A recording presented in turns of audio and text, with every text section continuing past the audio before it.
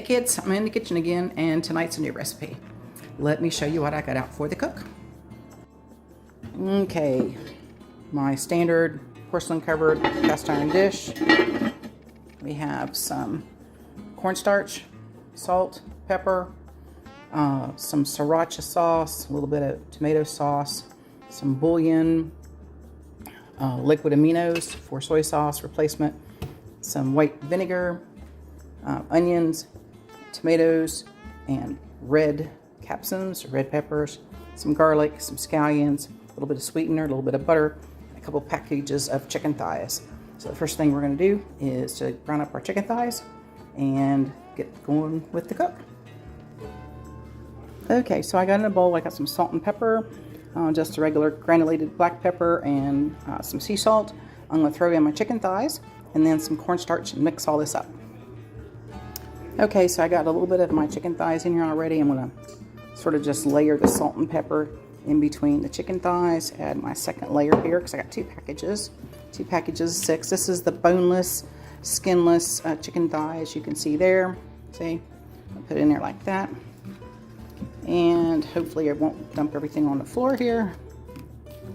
Okay, I'll do that right there. Right there like that. A little more salt and pepper. And then we're going to get our cornstarch out. Give these guys a nice coat. In the meanwhile, I've got the cast iron pan warming up on the stove on about a medium heat, about a 4. So I'm going to add my cornstarch now, a couple tablespoons or so. Main thing is just to drizzle it all over top here. And we're going to stir it around because we want that cornstarch to be over all the pieces of chicken. So I'm going to put that little bit in there. That's my second teaspoon there. I'm going to just kind of stir it around a little bit. Try to get the bottoms of those covered up. This might have been better in a baggie, but this is what I got for the moment. So just going to stir that around a little bit. Try to get that cornstarch all over everything there. Add a little bit more as we need it, like that. And just keep adding some cornstarch until we got this covered. Okay, over here on the stove, my pan is heated and I've put in a fairly generous portion, a couple tablespoons or so, of some grape seed oil. And now I'm just going to put those chicken thighs in here. Yeah, make sure our oil is nice and hot. There it is. And we're going to put them in there and let them start to cook. Just going to add these one at a time here. If I can get them out of the bowl.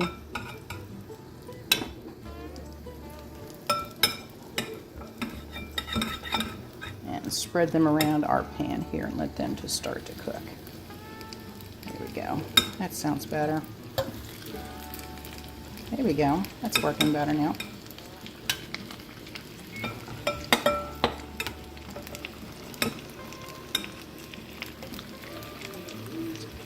Okay. Here we go.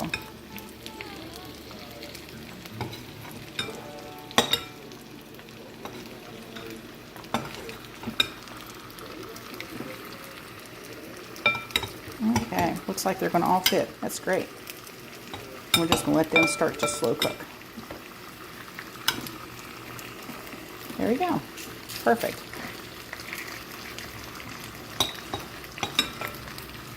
Add the last little bit of the salt and pepper and cornstarch on there.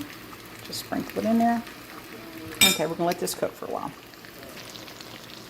So the chicken has been cooking about 10 minutes or more. And let's take a look and see what it looks like here.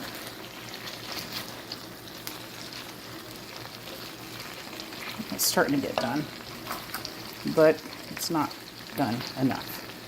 So what I think I'm going to do here is flip it, cook a little bit more, and then slap it in the oven for a little bit, about 350 for about 20 minutes. Make sure that chicken's nice and done, because it's really important that we have done chicken and not raw chicken.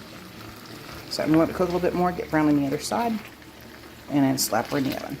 I've already got the oven preheated, so it shouldn't take very long. Here in a little bit. So there we go. Okay, so the chicken's going pretty good. So now we're going to add some garlic and some onion. That's about 2 cups or 1 really large onion. It's been just sliced into these little slivers like that. And our red pepper or red capsicum. Just going to smother all that down in there a little bit like that. And put the lid back on that and let that cook a little bit longer. So while our chicken and our peppers and onions are cooking, we're going to start mixing our liquid ingredients. And I'm just going to put them all in this little bowl here so that we can have it all ready to dump in and mix together all at one time. So I'm going to measure out those ingredients and let you know what those are in just a moment. Okay, so in this bowl I went ahead and mixed up all of our liquid ingredients and a little tiny bit of sugar. And I'm just going to stir this around a little bit until I can feel that the sugar is being dissolved into this. And then I'm going to pour this on top of our chicken. Chicken's looking pretty good. Take a look at it there. It's, you can tell it's getting tender and it looks pretty. And all the vegetables are starting to get tender, which is lovely. So let me get this stirred in on top of that. Okay, I got everything all mixed up.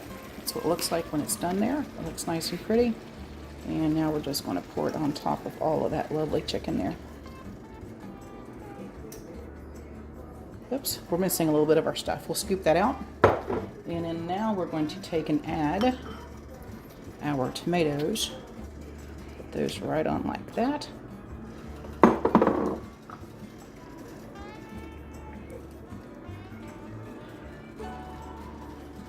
Oh, that's looking good. Now we're going to just let that cook down into that broth.